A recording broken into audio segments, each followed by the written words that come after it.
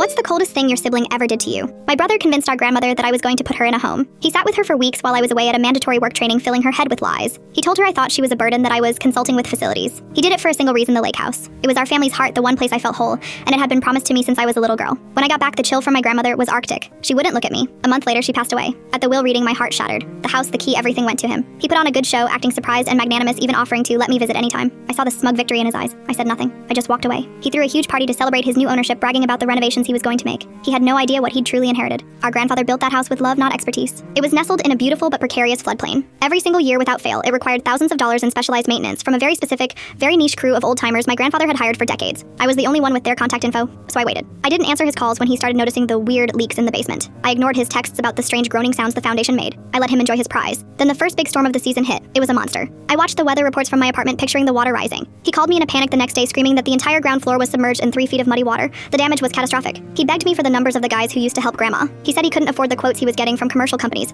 They were going to condemn the place. I let him ramble, his voice cracking with desperation. When he finally ran out of breath, I just said, "You wanted the house so badly, brother. Congratulations. You got all of it." Then I hung up. He was forced to sell the land for a pittance to the county.